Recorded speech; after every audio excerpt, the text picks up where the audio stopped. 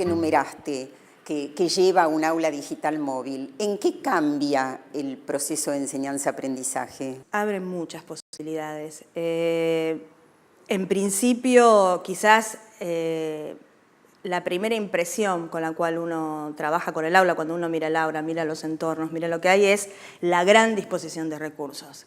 Claramente, si hay algo que define el modo cultural contemporáneo, es poner a disposición una cantidad de información, a veces demasiada, y a veces bastante caótica para las posibilidades de quienes leen o de quienes acceden a ella, pero es innegable que la capacidad que tiene la tecnología de brindar o de ofrecer información y recursos es mucho más amplia que la que teníamos, y estas aulas ofrecen a los maestros una gran cantidad de recursos, de textos, de actividades, películas, de información, básicamente porque estas aulas trabajan bajo la idea de la convergencia. Es decir, cuando llegan las aulas digitales a las escuelas no está llegando una netbook, está llegando toda la producción del Estado en el conjunto audiovisual. Estas máquinas, el servidor particularmente, la netbook tiene menos capacidad, pero el servidor que recibe este aula, que es un servidor pedagógico, es decir, un servidor que permite que los chicos guarden sus trabajos allí y además tiene una gran capacidad. Vos decías que se articula con otros modos de aprender. Por ejemplo, no se dejan de lado las experiencias directas. Es muy importante entender que el aula digital no funciona con la hipótesis de saturación, es decir, que los niños estén todo el tiempo solo con la netbook. Pero eso depende de la selección y dosificación del docente. Depende de eso y depende de la propia dotación, que es un aula digital. El aula digital es un aula a disposición del conjunto de la escuela. Por lo tanto, la escuela debe trabajar institucionalmente para ver en qué momento es más oportuno para cada grado. Exacto. O una distribución que el aula no necesariamente puede utilizarse toda en un solo grado. Puede pasar que en una hora un maestro necesite la pizarra y el cañón y otro maestro necesite en el otro grupo un trabajo por grupo si se necesita una sola netbook. O que en el Zoom se puedan juntar 2 grados. Exactamente. Lo que busca este estilo de dotación es permitir diferentes modos de trabajo y también alentar otros modos de trabajo en la escuela. La verdad es que, por supuesto, la escuela primaria, además por la etapa etaria de la que estamos hablando, que es la infancia, también tiene derecho a otro conjunto de experiencias.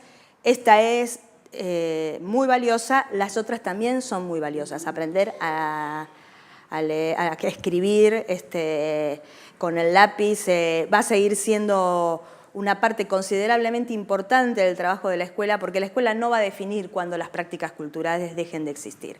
Es la sociedad la que va marcando esos recorridos, y está claro que la sociedad, en esa vieja discusión de si las tecnologías iban a agotar la lectura y la escritura y la imagen iba a desterrar, está claro que eso no ha sucedido, que hay más lectura y más escritura, que sigue habiendo libros, y por eso nosotros decimos, esas aulas hoy tienen estas aulas digitales, pero también tienen las colecciones literarias para que los chicos tomen el libro, claro, en papel y sigan disfrutando de esa experiencia que no tiene para nada.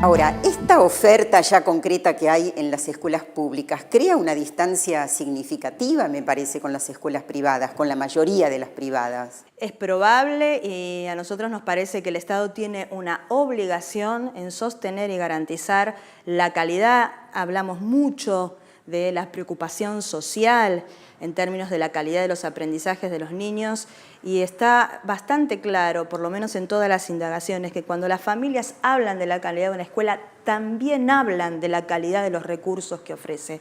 No es lo mismo una escuela que nosotros, a la cual le agradecemos eternamente lo que hizo en la década de la crisis, porque garantizó la sobrevida de la infancia. Pero no es lo mismo una escuela que tiene que dedicar la mitad de su tiempo a un comedor y por lo tanto reduce su tiempo de enseñanza, no tiene libros, o los tiene pocos, o tiene fotocopias, no tiene laboratorios, no tiene netbook. Esa escuela no tiene la calidad de una escuela que tiene netbook, que tiene libros, que tiene colecciones. Por y eso mejor, el papá, mire, no hay que ser especialista para esto. digo, por mejor que sean sus docentes. Por mejor que sean sus docentes, por mejor que sean docentes, porque la condición de enseñanza, por supuesto, está marcada por la experiencia de los niños y de los maestros en el aula.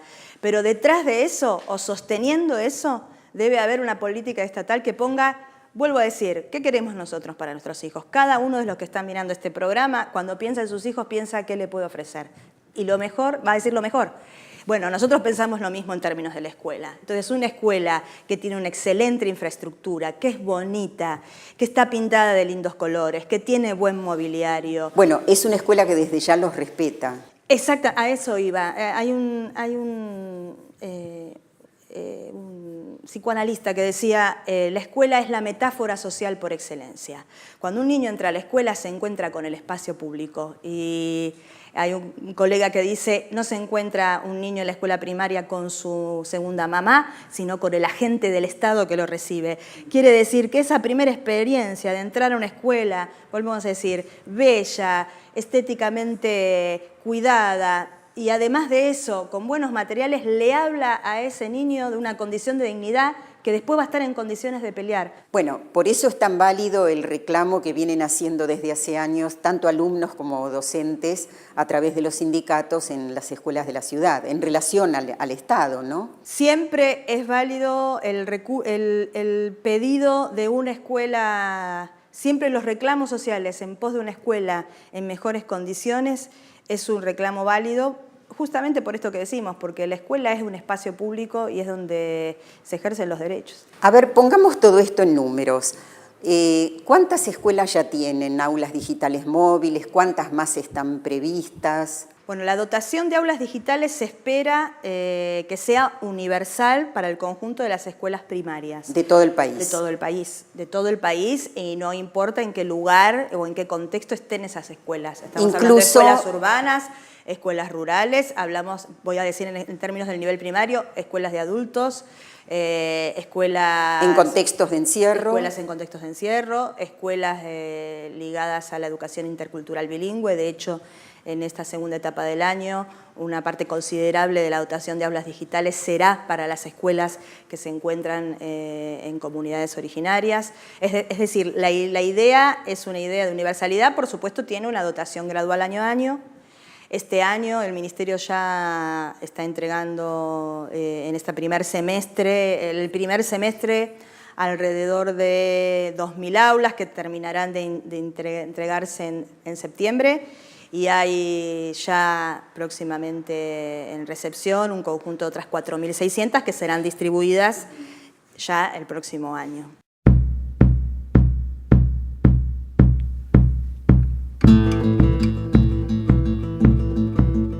Bueno, la modalidad de educación en contextos de encierro que existe desde la creación y sanción de la Ley de Educación Nacional en el año 2006 propone que la educación en estas escuelas sea de calidad y además sea absolutamente inclusiva.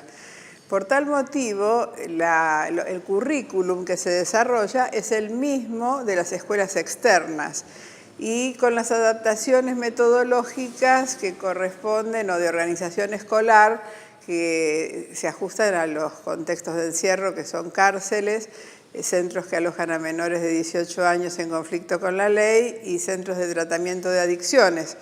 Pero las clases se desarrollan con un docente, un grupo de alumnos que puede ser variable y con los recursos didácticos que le provee el Ministerio de Educación Nacional y los Ministerios de Educación provinciales. Llevamos adelante desde el año 2008 una política tendiente a reforzar la calidad educativa de los recursos disponibles, que se denomina bibliotecas abiertas. Bibliotecas abiertas provee no solamente de libros, sino que también hace que la escuela tenga una computadora, impresora, un proyector para videos y su pantalla, y le equipamos con todos los programas de educar y de encuentro. De tal manera se renueva la propuesta didáctica con los recursos tecnológicos audiovisuales de estos tiempos, como en cualquier escuela común. En este momento estamos con gestiones adelantadas para la implementación en todas las escuelas en contextos de encierro de aulas digitales móviles, fundamentalmente porque queremos que estas escuelas sean lo más parecidas posible a las escuelas externas. Si una escuela primaria, una escuela secundaria común tiene aulas digitales, ¿por qué no la va a tener una escuela en contextos? Por otro lado, el 70% de las personas que están privadas de la libertad tienen menos de 35 años, o sea que son los que llamamos nativos digitales. Y aunque sean de sectores bajos, ellos de todas maneras comprenden y manejan perfectamente los lenguajes tecnológicos, razón por la cual también ayuda a motivar el ingreso, permanencia, egreso y lograr mejores aprendizajes en estos contextos. Es complejo instalar estas políticas universales en los contextos de encierro, porque no nos tenemos que olvidar que hay ministerios, áreas de seguridad, Ministerio de Justicia, que articula con Ministerio de Educación. Sin embargo, ya desde hace años estamos avanzando con la incorporación de tecnología. Recién yo te contaba de bibliotecas abiertas, por ejemplo, en Mendoza, la Biblioteca Abierta de Mendoza, que está articulada con la universidad, ya hay internet. Y hace pocos días, hace unas 2 semanas, el ministro Sileoni entregó en Marcos Paz las 2 primeras netbooks para el centro universitario que funciona en el complejo penitenciario número 2. Nosotros creemos que estos son antecedentes de esta política universal que estamos gestionando con Educar para que todas las escuelas puedan disponer de las netbooks y los alumnos puedan incorporar este lenguaje tecnológico, que también es una alfabetización que necesitan para manejarse en la sociedad actual.